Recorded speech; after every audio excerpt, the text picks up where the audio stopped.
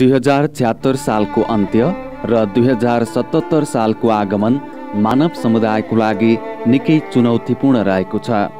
31 December सन् 2019 मा पूर्वी चीनको वुहान सहरबाट विश्वभर फैलिएको कोरोना भाइरस कोभिड-19 ले विश्व नै लकडाउनको अवस्थामा पुगेको थियो। मानव सभ्यताको यो इतिहासमा विश्व नै पुरै ठप्प भएको सायद पहिलो घटना हो। विश्वभरका मानिसहरू लामो समयसम्म घरमा थुनिएका थिए। 2076 माघ 10 गते नेपालमा पहिलो पटक कोभिड-19 कोरोना भाइरस संक्रमित व्यक्ति भेटिएका हुन्।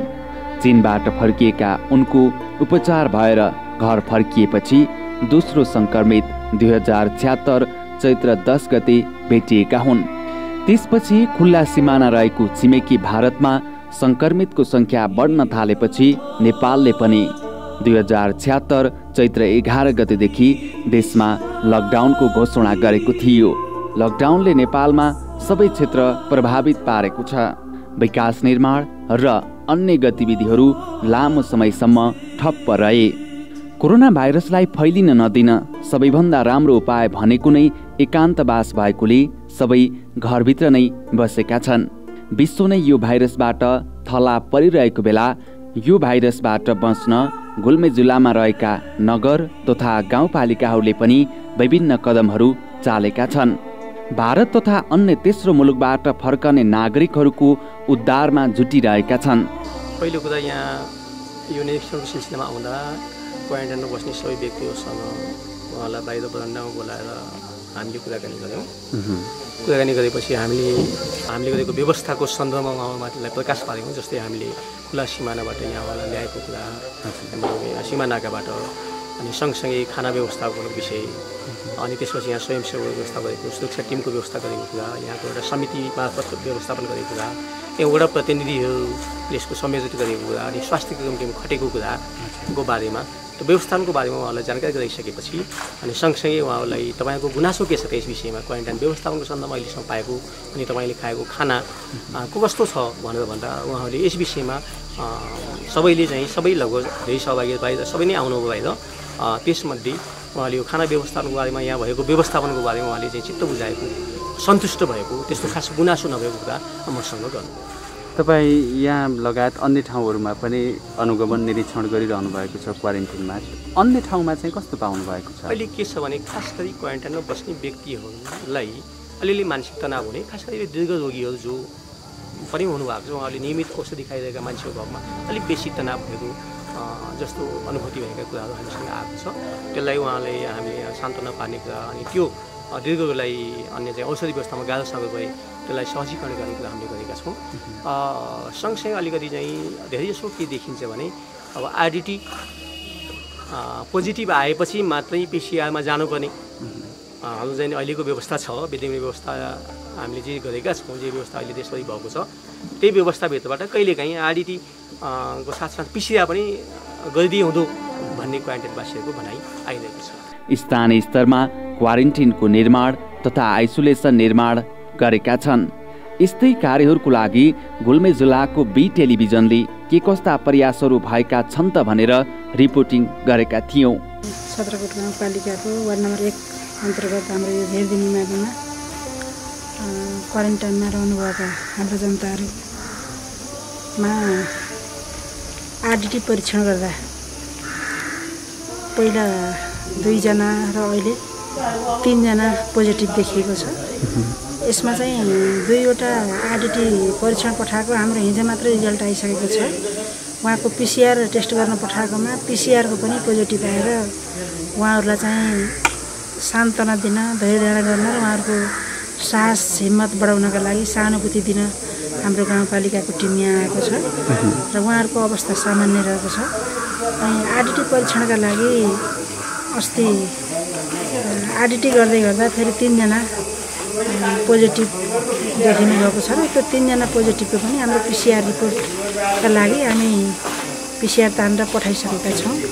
र यहाँ उहाँहरूको अवस्था हामीले बुझ्दै गर्दा उहाँहरू धैर्य भएर बसेको, नआत्तिएको, यो रोग हामीलाई सञ्च हुन्छ भन्ने हिम्मत र साहस लिएको र यहाँको जनसमुदायले पनि उहाँहरूप्रति सहानुभूति दिएर उहाँहरूलाई चाहिँ राम्रो आदर सम्मान गरेको हामीले पायौँ। यो अनुगमनले हामी अहिले यहाँ आइरहँदा उहाँहरूको मनोबलले हामीले यसलाई चाहिँ पोजिटिभ आयो जित्छौँ भन्ने साहस लिएको चाहिँ हामी अनुगमनको क्रममा देखा परेको मैले तपाईँको अगाडि भन्न चाहन्छु। स्थानीय स्तरमा निर्माण भएका क्वारेन्टिनमा विभिन्न ठाउँहरूबाट मानिस आएर बसिरहेका छन्। त्यहाँको अवस्था के छ, व्यवस्थापन कसरी गरिएको छ, अबको क्रममा देखाउन चाहन्छौँ सोही गतिविधिहरू।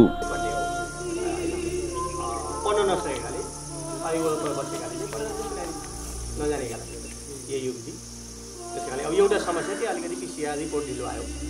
धेरै चाहिँ ढिलो भनौँ न 13 दिनमा त यो लिएर गएको टेस्ट पनि त्यो रिजेक्ट भयो नि जस्तो कुरो भयो। यो त 72 घन्टामा कम्प्लिट हुनुपर्छ भन्छ। अनि त्यो त बरु डाक्टरहरूले जाने आउँछन्, इलाज गर्ने हक छैन।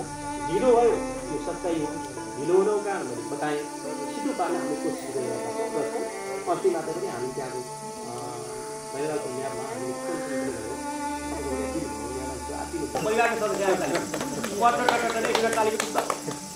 अहिले तपाईँलाई मजै दिन्छ कि यो पनि एउटा व्याख्या ल धन्यवाद। त्यति भएकोलाई ठाउँ राख्ने कि एउटा भन्ने सोध्दैछौँ, हामी सल्लाह गर्दैछौँ। अनि त्यो नेगेटिभवालाहरूलाई चाहिँ अरू ठाउँ सार्ने जसको दिन अलि लामो छ, 1-2 दिन भएकोलाई छ केही समस्या भइहाल्यो भने उहाँ निश्चिन्त भएर बस्नु।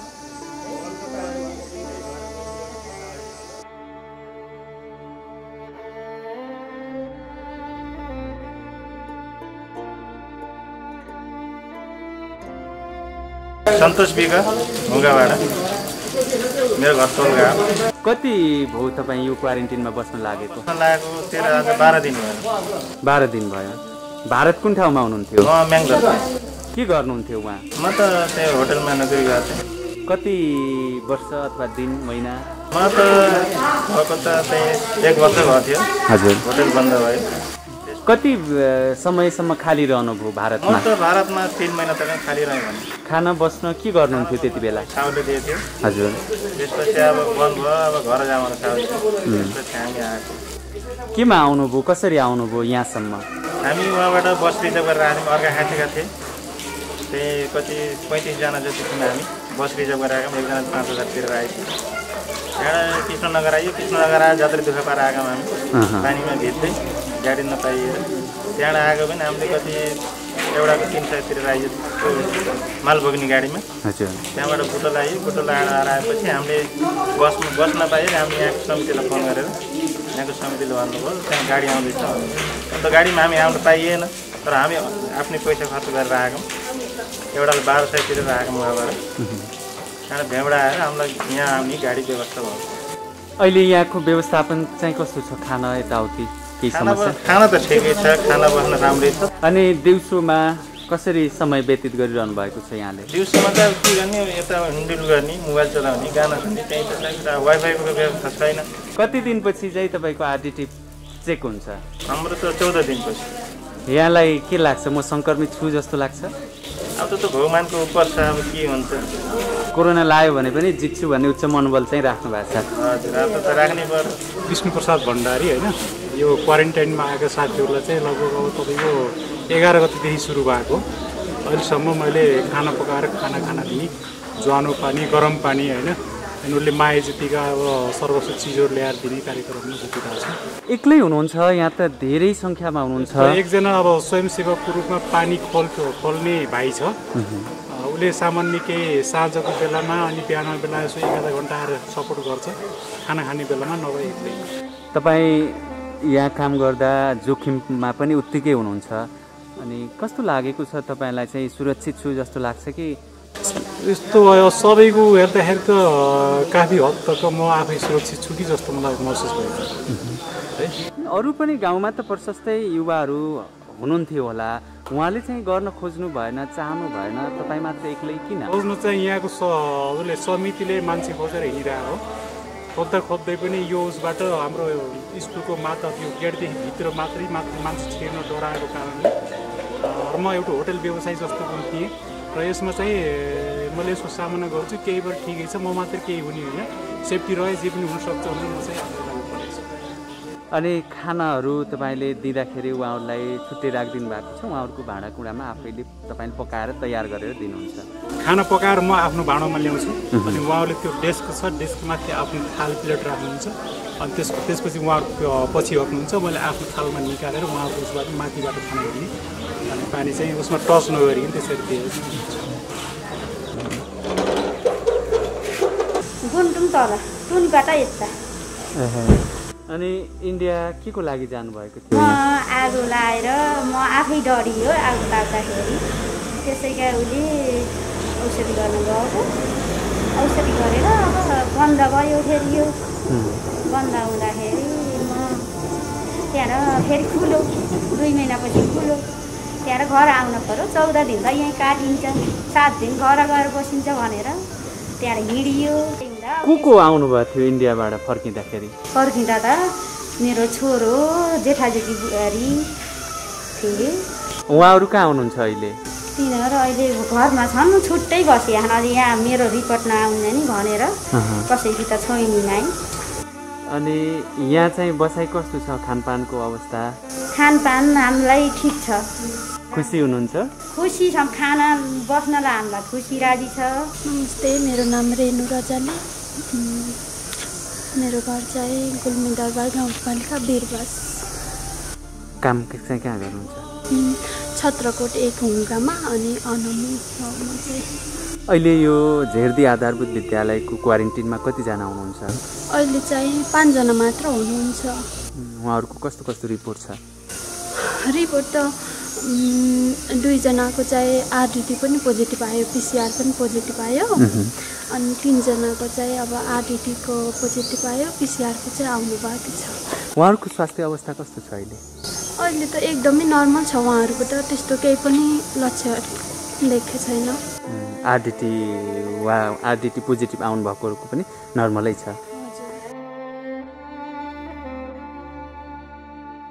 नमस्कार छत्रकोट कोरोना गतिविधिमा यहाँहरूलाई स्वागत छ हामीले पछिल्लो समय गुल्मी जिल्लाका विभिन्न स्थानीय तहहरूले कोरोना भाइरस रोकथाम तथा नियन्त्रणको लागि के कस्ता प्रयासहरू गरिरहेका छन् भन्ने बारेमा विशेष कार्यक्रमहरू तयार पार्दै आइरहेका छौँ यसै सन्दर्भमा आज हामी छत्रकोट गाउँपालिकाको वडा नम्बर 1 हुगामा आएका छौँ र यहाँको क्वारेन्टिनहरू कसरी व्यवस्थापन गरिएको छ यहाँ के कस्ता कार्यहरू भइरहेका छन् कोरोना भाइरस रोकथाम तथा नियन्त्रणको लागि भनेर यो कार्यक्रम तयार पार्नको लागि आज हामी यहाँ आएका हौँ हामी आउँदा नै आज गाउँपालिकाका अध्यक्ष उपाध्यक्ष वडा अध्यक्ष वडा सदस्यज्यूहरू सहित उहाँहरू क्वारेन्टिनमा बसिरहनुभएका नागरिकहरूको आत्मबल उच्च बनाउनको लागि खटिरहनु भएको थियो के भए भन्ने बारेमा आज हामी कुराकानी गर्नको लागि छत्रकोट गाउँपालिका वडा नम्बर 1 का वडा अध्यक्ष धातानन्द भण्डारीसँग विशेष कुराकानी गर्दैछौँ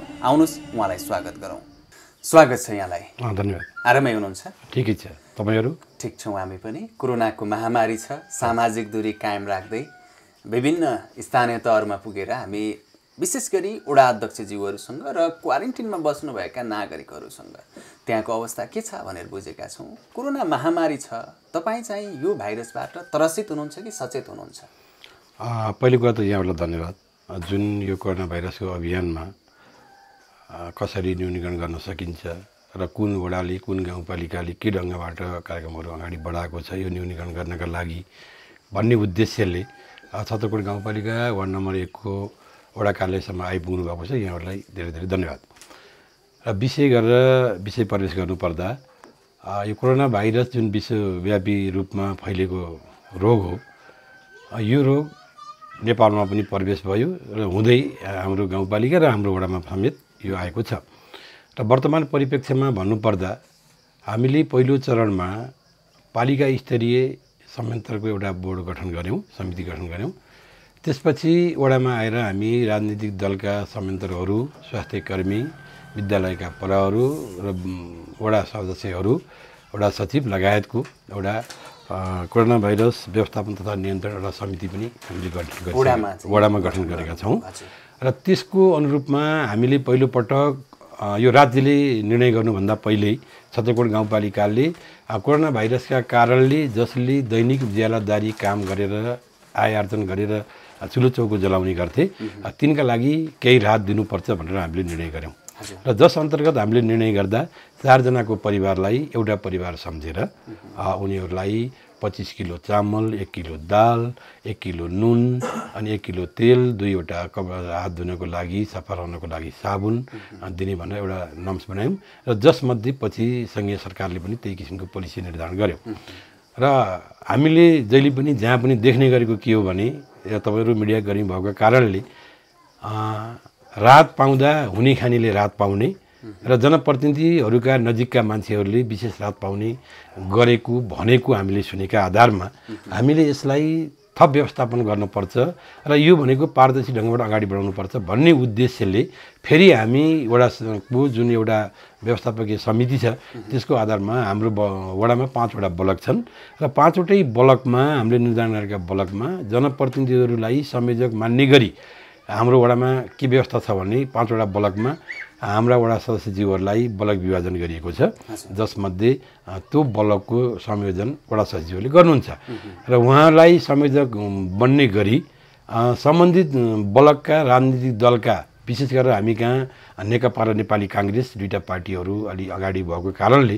उहाँहरूको पनि प्रतिनिधित्व सम्बन्धित वडाका पार्टी अध्यक्षहरूसँग मागेर 2 जना उहाँहरू त्यसपछि सम्बन्धित विद्यालयको पर र स्वास्थ्यकर्मी जहाँ स्वास्थ्यकर्मी हाम्रो स्वास्थ्य चौकीबाट पुग्न सकिन्छ स्वास्थ्यकर्मी र यदि स्वास्थ्यकर्मीहरू पुग्न नसकेको ठाउँमा स्वयंसेवक दिदीबहिनीहरू मार्फत हामी 5 जनाको टिम बनाएर यसको छनौट गर्ने एउटा विधि बनायौँ र विधि बनाउँदा हाम्रो अलि अरू वडाको भन्दा अलि पृथक छ कि धेरै जनप्रतिनिधिहरू अलि सस्तो लोकप्रियताका आधारमा यो मौका हो यही बेलामा भोट ब्याङ्क बनाउनु पर्छ भन्ने उद्देश्यले होला जस्तो मलाई त्यस्तो पनि लाग्यो अलि फराकिलो ढङ्गबाट अलि तालमेल नमिलाइकन अलि धेरै राहत बाँडेको जस्तो पनि हामीले भान गरेका छौँ यद्यपि हामी त्यो गर्न चाहेनौँ र हाम्रो समग्र बैठकले त्यो गर्न चाहेन साँच्चीकै विपन्न को हो त जसका कारणले हामीले थोरै सहयोग गर्दा पनि उनलाई ठुलै सहयोगको भान हुन्छ त्यस्ता मान्छेहरूको पहिचान गरेर हामीले 91 घरधुरीलाई र 91 घरधुरीका 326 जना परिवार सङ्ख्यालाई हामीले पहिलो चरणमा राहत वितरण गऱ्यौँ त्यसका साथसाथै हामीले कोरोना भाइरसको कारणले जनचेतना फैलाउने गरी अब माइकिङहरू गर्ने त्यसपछि एफएमहरू मार्फत सूचना प्रवाह गर्ने त्यसपछि हात धोएर मात्रै भित्र प्रवेश गर्नुपर्छ भनेर जुन हात धुने व्यवस्था छ सायद मलाई सुरुको चरणमा तपाईहरुले स्वयंसेवक खटाउनुभयो गाउँटोलमा विभिन्न पर्चा पम्पलेटहरू बाँड्नुभयो अब रातकै कुराकानी गरौँ यो रातमा चाहिँ तपाईहरुले संयन्त्र बनाएर जुन किसिमले रात बाँड्नुभयो ब्लक अनुसार हजुर त्यसमा चाहिँ पछि केही गुनासो आयो तपाईहरुलाई पाउनेले पाएन नपाउनेले पाएन त्यस्तो अब अहिलेसम्म हामीले त्यो सुनेको ठ्याक्कै गलत मान्छेले पाए भन्ने चाहिँ सुनेका छैनौँ तर यो राज्यले वितरण गर्दैछ भनिसकेपछि जनताहरूसँग एउटा के हुँदो रहेछ भने त्यो सुविधा हामीले पनि पाउन पाउँथ्यो भने जुन एउटा अपेक्षा छ नि अपेक्षा धेरैको आएको थियो यद्यपि उहाँको आएन होइन हामीले जति गऱ्यौँ ठिक गऱ्यौँ भन्ने भन्दा पनि हामीले बाँडेको चाहिँ एकदम ठिक छ त्यसमा अहिलेसम्म हामीलाई कम्प्लेन कहीँबाट आएको छैन तर जति बाँड्नु पर्थ्यो त्यो हामीले गर्न सकेनौँ किनभने हामीलाई ढुक्कै यो कुरा के थाहा थियो भने यो एकचोटि रात बाँडेर मात्रै पुग्दैन यो समस्या भनेको 1-2 महिनामा ठ्याक्कै निम्ति हाल्ने केस होइन यसले अझै कति समय लिने हो हामी त्यो ढङ्गबाट अहिलेसम्म आइपुग्दा यो समयमा पुग्यौँ त्यस कारण चाहिँ यो त्यसरी पुग्दैन भन्ने हामीलाई लागेको हो र पछि पनि हामी अलरेडी तथ्याङ्क चाहिँ हामीसँग रेडी छ त्योभन्दा बाहेक पनि हामी तथ्याङ्क सङ्कलन गरेर राखेका छौँ तर पनि पछि तपाईँहरूले राहत दिँदा त सीमित वस्तु दिनुहुन्थ्यो जस्तो नुन तेल चामल यसले त तपाईँले दिएको राहतले चाहिँ उहाँहरूको आवश्यकता परिपूर्ति हुँदैन थियो उहाँहरू काम गर्न चाहनुहुन्थ्यो पछि काम दिने हामी यसमा के गर्यौँ भने पहिला चाहिँ एकचोटि मान्छे अलि बढी आत्तियो यो तपाईँलाई पनि मिडियालाई पनि थाहा भएको कुरा हो कि सुरुमा जुन यो वितरण गर्ने बेलामा मान्छे धेरै अतालिने आत्तिने जुन लकडाउनको कुरा भयो त्यति बेला कहीँ मान्छेहरू काम गर्न जान पनि चाहेनन् अथवा गएनन् बोलाइएन पनि काम भएको मान्छे पनि बोलाएन त्यस कारण तँले यो हामीले दिएको राहतले पनि उनलाई ठुलै टेवा पुगेको भन्ने हामीले बुझेका छौँ त्यसपछि यो के भयो भने यो तुरुन्तै समाधान हुने केस भएन नभइसकेपछि दूरी कायम गरेर पनि उहाँहरूलाई काम दिनुपर्छ भन्ने हिसाबले जुन लोकल लेभलमा काम गर्ने कुराहरू छ नि त्यसमा उहाँहरू अहिले पनि काम गरिरहनु भएको छ कतिजना चाहिँ लाभान्वित हुनुभएको छ वडामा अब ठ्याक्कै यति भनेर भन्नुभन्दा पनि हामीले उहाँलाई रोजगारको माध्यमबाट प्रधानमन्त्री रोजगार भन्ने शीर्षक छ नि त्यो चाहिँ हाम्रो वडाले टच गर्न पाएन केलाई पाएन भन्नुहुन्छ नि यसो सूचीकृत हुने व्यवस्था छ र छत्रकोटको हामीले अपडेट गरेर पठाए अनुसार अहिले त्यो नभएको कारणले अहिले चाहिँ हाम्रो 6, 5 र 4 नम्बर वडामा मात्र यो कार्यक्रम लागू भयो र यो कार्यक्रम 1, 2 र 3 मा लागू भएको छैन। यद्यपि हाम्रो कार्यपालिका बैठकमा हामीले यो कुरा पनि उठायौँ किन चाहिँ यो मान्छेहरूलाई सूचीकृत बनाउन पठाइयो, उनलाई फर्म भर्न लगाइयो अनि अलिक किन पाइएन भनेर भन्दाखेरि यो माथिबाटै फल्न योजना भनेर पठाएको थियो। त्यसमध्ये हाम्रो वडाका पनि योजनाहरू गएको थिए तर उनलाई पहिलो प्राथमिकता भनेर दियो, त्यसबाट भएन भनेर अहिले त्यो चाहिँ हामीसँग छैन। हामीले रोजगार पाएको भनेको योजनाका कामहरू जस्तै यहाँ हुने जति पनि योजनाहरू छन् नि सञ्चार उहाँहरूलाई त्यहाँ प्रयोग गर्ने, व्यक्ति विशेषकोमा काम गराउने। हाम्रो गाउँ भनेको यो टोल भनेको काम गर्ने मान्छेहरू अलिक कम सङ्ख्यामा भएको तबरी कहीँ अन्त्यबाट पनि ल्याएर पनि गर्न पर्ने स्थिति थियो। तर अहिले चाहिँ सबै त्यो हुन्छ र मान्छे अहिले धेरै उत्सुकता केमा छ भने हामी रोजगार पायौँ भने काम गर्छौँ भन्नेमा हुनुहुन्छ। चाहे त्यो ब्याचलर पढेकै किन नहोस्, गाउँमा आएर बसिसकेपछि काम गर्न पर्छ भन्ने भावनाको चाहिँ विकास भएको छ। यही कारणले अहिले पहिलोपटक हामीले काम गर्ने मान्छे सङ्ख्या पाउँथेनौँ भने अहिले हामीलाई काम दिए हुन्थ्यो, हामी काम गर्न तयार छौँ भन्नेको सङ्ख्या राम्रै। तपाईँहरूले राहतको कुरा एकदमै राम्रोसँग सम्पन्न गरिसक्नुभयो। यति बेलासम्म नर्मलै चलेथ्यो। जब लकडाउन सुरु भयो त्यस पछाडि भारतमा रहेका नेपालीहरू विशेष गरी यस ओडाका नागरिकहरू पनि घर फर्कन थाल्नुभयो। चुनौती तपाईँलाई त्यति बेला थपियो जति बेला उनीहरूलाई यहाँ लिएर क्वारेन्टिन बनाउने र राख्ने पर्ने व्यवस्थापन गर्नुपर्ने थियो। कहाँ कसरी चाहिँ क्वारेन्टिन निर्माण गर्नुभयो, कति बेड क्षमताको छ यस वार्डमा र कति मान्छेहरू भित्रनु भयो?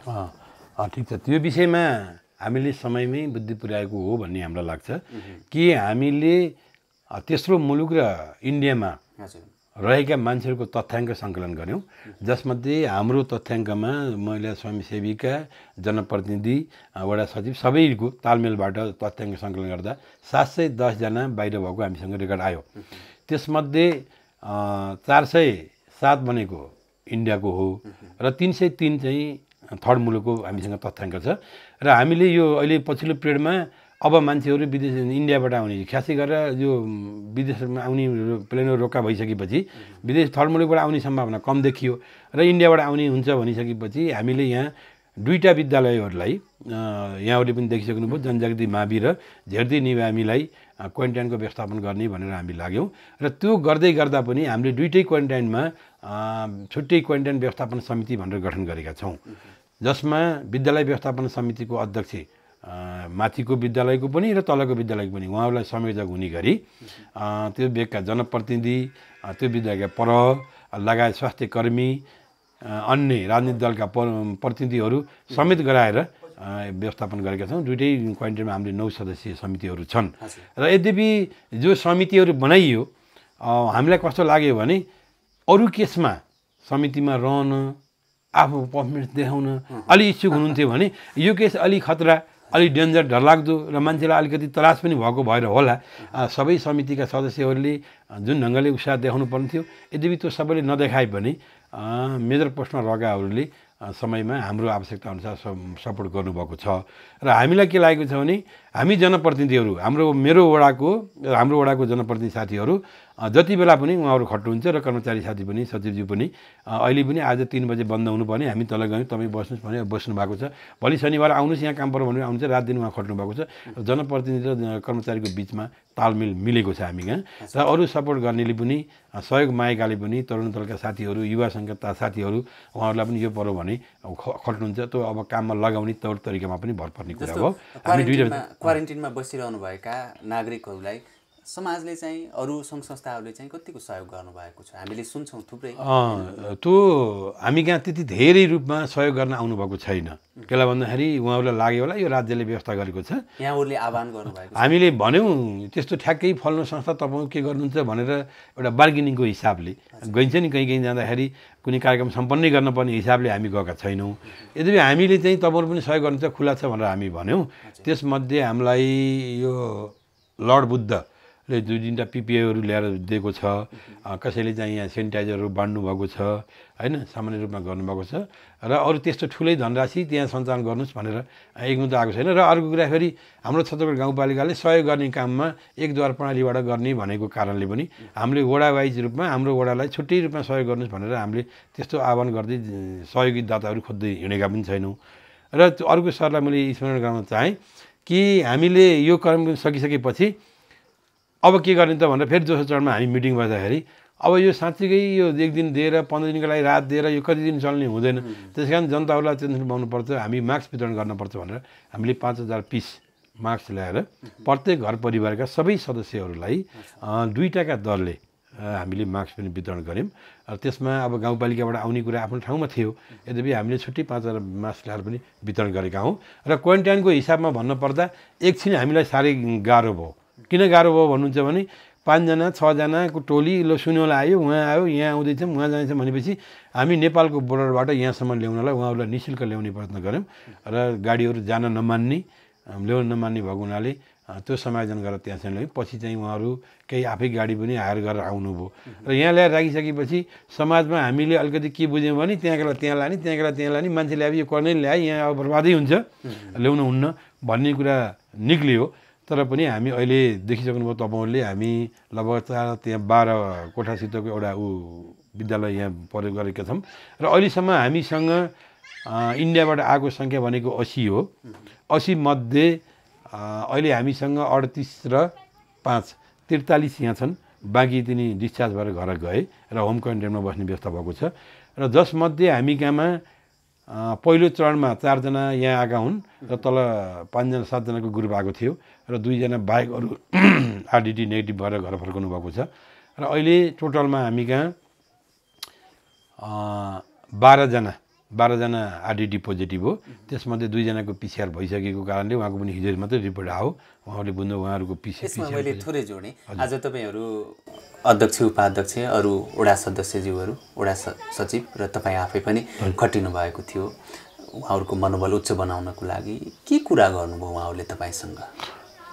अब यो तपाईँहरूभन्दा आउनुभन्दा केही अगाडि यो जनजाति माविको क्वारेन्टाइनमा हाम्रो निर्माणाधीन काम पनि भएको हुनाले केही उशृङ्खल भाइहरूले, युवाहरूले अलि यता काम गर्न डिस्टर्ब गरे र हामी हिँड्यौँ भनेर भन्ने सूचना हिजो पनि आएको थियो। र हिजो हामी कार्यपालिकाको योजना तर्जुमा गोष्ठीमा बसेको हुनाले आज म त्यहाँ पहिला तपाईँलाई उपाध्यक्ष म्याडम र हाम्रो पुलिसको असैसँग बसेर छलफल गऱ्यौँ र उनीहरूलाई हामीले सम्झाउने कोसिस गऱ्यौँ। र त्यसपछि अध्यक्ष आउनु चाहिँ म यता थिएँ। अध्यक्षको कुरा हुँदाहुँदै हजुरहरू पनि आइपुग्नु भयो। हजुरले आउने कुरा त गर्नुभएको थियो होइन। पछि उहाँहरूको कुरा के छ भने हाम्रो टाइममा पिसिआरको रिपोर्ट आउँदैन अनि आरडिटी समयमा गर्दै हुन्थ्यो भन्ने खालको कुराहरू उहाँको चिन्तन छ। सबै क्वारेन्टाइनमा बसेका मान्छेहरू गलत र खराब भन्ने भन्दा पनि केही एकाध मान्छेहरू बाहेक सबै चेतना बोकेर आउनुभएको छ भन्ने मैले बुझेको छु। किन भन्दा उहाँहरूको परिभाषा, कुरा गराइ, उहाँहरूले सहनशील गर्न सक्ने खुबी। किन भन्दा हामीले त वास्तवमा क्वारेन्टाइन साँच्चीकै विधि अनुसार बनाउने भने त एउटा कोठामा एउटा बेड सिङ्गल राख्नुपर्ने थियो। यद्यपि अब हाम्रो यो संरचनाले सकेन। नसकिसकेपछि हामी पहिला पूर्व तयारी भनिन्छ के भन्दाखेरि यस्तो कुराहरू हर्न बजाएर आउँदैन अथवा साइरन बजाएर आउँदैन दुर्घटना भनेको भन्ने जस्तो कुराहरू पहिला तयारी अवस्थामा त थिएन र यसलाई व्यवस्थापन गऱ्यौँ। र त्यो गर्दै गर्दा पनि उहाँहरूको कुरा कस्तो छ भने हामी सुरक्षित रहन्छौँ र हामीलाई थप सपोर्ट केही छ भने गरिदिनुहोस् भन्ने उहाँहरूको गुनासो हो। हामीले पनि उहाँहरूसँग कुराकानी गऱ्यौँ र उहाँहरूको चाहिँ सबै ठिकठाकै छ भन्ने त्यति धेरै गुनासोहरू चाहिँ गर्नु भएन। व्यवस्थापन पक्ष राम्रै देखिएको छ। अब हामी कार्यक्रमको अन्त्यतर्फ पनि छौँ। आर्थिक वर्ष 2077-78 को लागि यहाँहरू बजेट निर्माण गर्दै हुनुहुन्छ स्थानीय सरकारको। यो बिचमा मैले तपाईँहरूको लागि चुनौती र अवसर देख्छु। चुनौती भारतबाट आउनु भएको छ, उहाँहरूको लागि रोजगारी सिर्जना गर्नुपर्ने छ र सँगसँगै अवसर पनि छ बाहिरबाट आउनेलाई। यही कृषिमा क्रान्ति तपाईँहरूका कार्यक्रमहरू पनि थिए यसभन्दा पहिले, त्यस्ता कार्यक्रमहरू छन्। कस्तो कस्तो कार्यक्रमहरूले यस वर्षको बजेटमा प्राथमिकता पाउँछ? म आफू कार्यपालिकाको सदस्य र स्रोत पहिचान समितिको पनि म सदस्य हुँ। हामी 2-3 चरणमा बस्यौँ र योजनाहरू कम्तीमा पनि 7 चरण 8 चरण पार गरिसकेपछि अन्तिम रूप जान्छ। र यो एउटा विधि ट्रेन्ड जस्तो भइसकेको छ कि असार 10 गते नित्यता कार्यक्रम र बजेट प्रस्तुत गर्नुपर्ने। यो पटक हामीले जति पूर्व तयारी गर्नुपर्ने थियो त्यति तयारी हामी गर्न पाएका छैनौँ। यद्यपि हाम्रो सेड्युल बनेको छ। हामी ब्लकमा जाने, ब्लक स्तरीय योजनाहरू छनौट गर्ने, टिप्पणी गरेर ल्याउने, वडा समितिमा निर्णय गर्ने, त्यसपछि लिएर जाने, विषयगत समितिहरूसँग छलफल गर्ने कुरा भयो। हामी हिजो मात्रै बसेर लगभग कार्य अन्तिम पुर्याउँदाखेरि हामीले पहिलो वर्ष, तेस्रो वर्ष हामीले पानी वर्ष भन्यौँ। गत यो अहिले चलिरहेको वर्षलाई हामी सडक स्तर उन्नति वर्ष भनेका थियौँ र अहिले समय सापेक्ष यो वर्ष अलिकति युवाहरू भित्रिएको कोरोनाका कारणले लकडाउन भएको र साँच्चीकै भन्नुपर्दा भोलि जनताले खानेकुरा पनि के हो त्रास भएको स्थिति छ। हाम्रो मात्रै देशमा भएको भए त अरू देशले डोनेसन गर्थे, सहायता गर्थे र हामी त्यहाँबाट पनि जीविकोपार्जन गर्न सक्छौँ भन्ने हुन्थ्यो। त्यो नभएको कारणले चाहिँ अहिले हामीले कृषि वर्ष भनेका छौँ र अत्यधिक बजेट हामी कृषिमा प्रयोग गर्ने र जति पनि युवाहरू यहाँ केन्द्रमा आउनुभएको छ उहाँहरूलाई कृषिमा प्रोत्साहित गरेर अगाडि बढाउने भन्ने मूल उद्देश्य यो रहेको छ। र यसै सिलसिलामा प्रदेश सरकारले 43 लाख समथिङको पैसा यो क्वारेन्टाइनमा रहने र कोरोना भाइरस सम्बन्धी काम गर्न भनेर हिजोसम्म यसको अन्तिम रूप दिएको थियो, जसमा 117 र 100 जना 2 रोपनीसँगमा तरकारी खेती गरेकालाई भनेर 117 जनाको कोटा छ भने 100 जनाले 5 वटा पाठापाठी पाल्ने वा बङ्गुरका पाठापाठी पाल्ने, 50 वटा कुखुरा पाल्ने त्यस्तो मान्छेहरूलाई सहयोग गर्ने भनेर भनेको छ। र त्यो माग अत्यन्तै धेरै छ। जुन छतरकोट गाउँपालिकाभरिको कोटा हो, सायद त्यो माग चाहिँ हाम्रो वडामा नियोजनले कभरेज गरे जस्तो मैले बुझेको छु। यद्यपि हामी अन्तिम तथ्याङ्क सङ्कलन गरिसकेका छैनौँ। त्यस कारण चाहिँ अब हामीलाई चुनौती र अवसर भन्दा पनि अवसर त्यही साथीहरू आउनु हो, भित्रिनु भएको छ, कमसेकम जनसङ्ख्या बढेको छ, यही रोजगार सिर्जना गर्न सकियो भने एउटा चाहिँ यो बेलामा यो सरकारले गरेको गऱ्यो भने कृषि उत्पादन गर्न सक्ने अवसर चाहिँ त्यो मात्रै हो। तर चुनौती धेरै छन्, किन भन्दाखेरि मान्छे त्यो अभ्यस्त छैन, काम गर्ने भेबिट बसेको छैन। हामीले भन्छौँ बाँझो जग्गा जमिनलाई यति दिन्छौँ भन्छौँ, तर बाँझो जग्गा कोरेर त्यहाँ उत्पादन गरेर बजारसम्म पुर्याउने र बिक्री गरेर त्यसबाट आम्दानी लिने भनेको कुरा त्यति सजिलो विषय चाहिँ होइन। त्यस कारण चाहिँ उहाँहरूलाई बेला बेलामा हामीले आवश्यक कुराहरू गोष्ठीहरू गराएर उहाँहरूलाई तालिम प्राप्त गराएर सचेतना गराएर अगाडि बढ्नुपर्छ। यो चाहिँ हामी त्यो ढङ्गले जानुपर्छ। र बजेटको कुरामा भन्दा अब हामी अत्यधिक बजेट भनेको धेरैभन्दा धेरै एक कोरोना भाइरसको कारणले स्वास्थ्यमा बढी बजेट विनियोजन गर्ने यो आवश्यकता पनि हो। र स्वास्थ्य, शिक्षा, कृषि भनेका महत्त्वपूर्ण कुराहरू हुन्, त्यसमा त छुट्नै गर्नै पर्छ। आवश्यकता सबै हुन्। स्थानीय तहमा बसिसकेपछि सामान्य एउटा पोल पल्टे पनि लो पोल पल्टे हजुर भन्ने मान्छे त्यो किसिमको वातावरण बनेको छ। र हामी चुनाव यो संविधानले पनि व्यवस्था गरेको छ कि सिंहदरबार अधिकार गाउँ गाउँमा। अब हामीले 3 वर्षको अनुभवमा मैले बढी ल्याइएको छु भने हिजो मान्छेले केही बुझेकै रहेनछ। केलाई भन्दाखेरि त्यो सरकार भनेको टाढा। उदाहरणको लागि यही गाउँका मान्छे, मेरै वार्डका मान्छेहरू पनि केही चिज चाहिने कृषि ज्ञान केन्द्रले के उपलब्ध गराएको छ, पशुले के गराएको छ, सिँचाइले के गराउँछ, अथवा प्रशासनमा के कुराहरू आवश्यक छन् भन्ने कुरा बुझ्नुलाई हामी तम्घा जान पर्थ्यो। सबै मान्छे तम्घा जान सकिन्थेनन् र यो ढङ्गले ब्रिफिङ पनि हुन्थेन। अहिले त स्थानीय सरकार भयो, छतरकोटमा स्थानीय त्यसो गाउँपालिका छ, वडामा छ। त्यसपछि यो अलि सबै मान्छेले बुझ्दै जाँदाखेरि हामीलाई के पाइन्छ, के आवश्यकता छ, यो चिज दिए हुन्थ्यो भन्ने जनताहरू अलि बढी सचेत भएको, बढी उत्साहित भएको चाहिँ हामीले त्यो महसुस गरेका छौँ। पक्कै पनि अन्य विकास निर्माणका कुराहरू, अन्य पूर्वाधारका कुराहरू हामी आगामी कार्यक्रमहरूमा यहाँसँग जोड्दै पनि जानेछौँ, जानकारी पनि बोराउनेछौँ। यो विशेष गरी कोरोनासँग सम्बन्धित कार्यक्रम हामीले तयार पार्दै गर्दा अन्त्यमा मैले सोध्न बिर्सेको कुरा र यहाँलाई भन्न मन लागेको र सम्पूर्ण ओडावासीहरूलाई कोरोनालाई लिएर के आग्रह गर्न चाहनुहुन्छ? धेरै कुराहरू यहाँहरूले उठान गरिसक्नु भएको छ र मैले पनि धेरै कुराहरू बोलेँ धेरै समयभन्दा पनि। कोरोना भाइरसको उपचार भनेकै परिवार हो, घर हो र उहाँहरू आफै संयमित भए मात्रै यो सम्भव छ। र आरडिटी पोजिटिभ आउँदैमा र पिसिआर पोजिटिभ आउँदैमा धेरै आत्तिनु र अत्तालिनु पर्दैन। त्यस कारण सबै क्वारेन्टाइनमा रहेका, रिपोर्टहरू पोजिटिभ आएका वा नआएका र आउँदै गरेका र अन्य जनमानसलाई पनि म के भन्छु भने सामाजिक दूरी कायम गरौँ, अनुशासित ढङ्गबाट सबै रह्यो भने त्यति धेरै ठुलो क्षति पुग्ला भन्ने जस्तो मैले यहाँको देखेको छैन। केलाई भन्दाखेरि धेरै सङ्क्रमित हुँदा पनि हाम्रो मृत्युदर पनि त्यति धेरै बढेको छैन। र अर्को कुरा फेरि जतिलाई पोजिटिभ रिपोर्ट आयो भनेर तपाईँहरू पनि भर्खर देख्नुभयो, उहाँहरूसँग बुझ्दा उहाँहरूसँग त्यस्तो कुनै असर भए जस्तो सुस्त मनस्थिति, बोल्न हिचकिचाउने, खान नरुच्ने, ज्वरो आएको त्यस्तो केही देखिएको छैन। यद्यपि अब रिपोर्टले बताएको, डक्टरले बताएको कुरालाई तपाईँको पिछाडि पोजिटिभ आयो भनेपछि हामीले त्यसलाई नट ए जोक, हामीले तपाईँको पोजिटिभ छैन, तपाईँ होइन, तपाईँ ठिक हुनुहुन्छ भनेर भन्न मिल्दैन। कारण त्यो मापन गर्ने भनेको डक्टरले हो, उहाँहरूले गर्नुभएको छ तर पनि त्यति अप्ठ्यारो होला मलाई लागेको छैन तर पनि यो विषम परिस्थितिमा यो परिस्थिति भनेको एकदम जटिल परिस्थिति हो त्यस कारण म यो छत्रकोटका 1 नम्बर वडावासी सबैलाई धैर्य धारण गर्ने आत्मबल बढाउने शरीरलाई इम्युनिटी पावरहरू बढ्ने चिजहरूमा मात्रै सेवन गर्ने र जसले हिजो कुलतमा फसेका सुर्ती चुरोटहरू खैनीहरू अथवा मदिराहरू पनि सेवन गर्नुहुन्छ त्यो कुलतबाट यही अहिले कोरोना भाइरसका कारणले उसैलाई त्याग दिएर उहाँहरू छोड्ने अनि प्रोटिनयुक्त चिजहरू खाने गरेर बस्नुहोस् तपाईहरुलाई परेको समस्या हाम्रो वडा कार्यालय जनप्रतिनिधि कर्मचारीको तर्फबाट के रात के दिन साँच्चीकै उहाँहरूलाई समस्या परेको बेलामा हामी जति बेला पनि तयार छौँ हाम्रो दक्षबाट हाम्रोबाट सहयोग गर्नका लागि म यो सिङ्गो छत्रकोट गाउँपालिका वार्ड नम्बर 1 का सबै जनप्रतिनिधि र कर्मचारीहरूको एउटा लिडरको हैसियतले यही कुरा सबै जनतासम्म राख्न चाहन्छु। तपाईँ अग्रपङ्क्तिमा रहेर उहाँहरूको सेवामा खटिरहनु भएको छ र गुल्मीमा पनि केही समय अगाडि जनप्रतिनिधि नै स्वयं यो भाइरसबाट ग्रसित हुनुभएको थियो पछि त उहाँ उपचारपछि निको भएर अहिले फेरि काममा फर्किरहनु भएको छ त्यसैले तपाईँ पनि सुरक्षित रहनुहोला हामीलाई समय दिनुभयो धेरै धेरै धन्यवाद।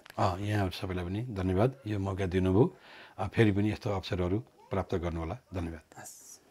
दर्शकवृन्द हेरिहाल्नुभयो आज हामीले छत्रकोट गाउँपालिकाको वडा नम्बर 1 हुगामा रहेर यहाँ भइरहेका कोरोनासँग सम्बन्धित विविध विषयहरूमा जानकारी गरायौँ। आजको यस कार्यक्रममा सहभागी भइदिनु भएकोमा सबैलाई धन्यवाद। विशेष गरी वडा नम्बर 1 का वडा अध्यक्ष दातानन्द भण्डारीलाई पनि यहाँको वस्तुस्थितिको बारेमा जानकारी गराउनु भएकोमा धेरै धेरै धन्यवाद दिन चाहन्छु।